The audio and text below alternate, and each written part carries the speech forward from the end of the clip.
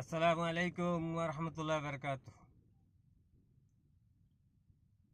ভাই, মুসলিম এবং সারা বিশ্বের মুসলিমদের উদ্দেশ্য করিয়া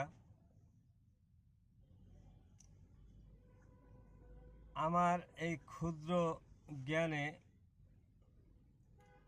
জ্ঞান থেকে ক্ষুদ্র কিছু কথা দিয়ে একটা ভিডিও বানাইতেছি। এই কারণেই যে কয়েকদিন ধরে বলতেছেন যে ইরানের সাথে যুদ্ধ বন্ধ হয়ে যাইবে বা বন্ধ ঘোষণা করছে ট্রাম্প। কিন্তু ট্রাম্প ইসরায়েলের কথা মতন এই জায়গায় হামলা করে, ও জায়গায় হামলা করে। ইসরায়েলের ট্যাংরা মাছের মতন সব জায়গা ঘুরে।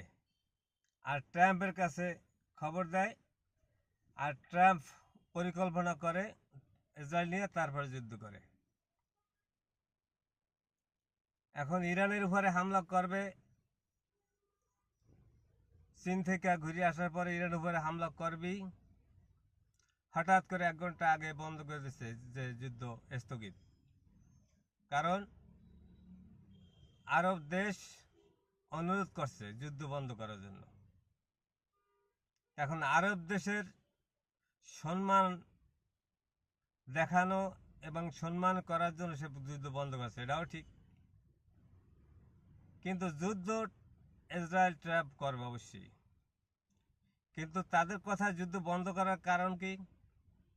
ন্যাটোভুক্ত দেশ যেন ট্রাম্পের পক্ষে থাকে যুদ্ধ করলে।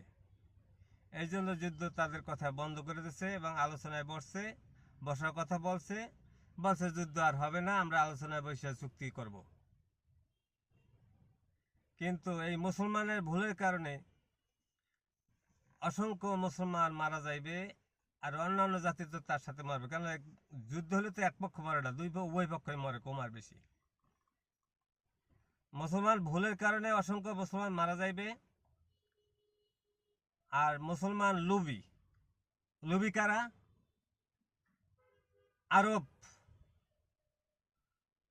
আরব বেশি লুবি দেখাইতেছে। আমরা তো ক্ষুদ্র দেশ, মুসলমান দেশ, কিন্তু আরব যে বলবে অন্যান্য মুসলমান দেশ আরবের কথায় চলবে। কিন্তু আরব তো সেই পথে হাঁটার চেষ্টা করছে না, তারা স্বর্ণমুদ্রার লুবি কিরকম? 3 রাস্তার মোড়ে একটা গাছ হয়েছে, এখন একটা লোক একদিন বিপদ পড়ে কইতেছে, আল্লাহ, আমি আমি যদি বিপদ থেকে উত্তরে যাইতে পারি, তাহলে আমি এই গাছটা গোড়ায় 1 কলম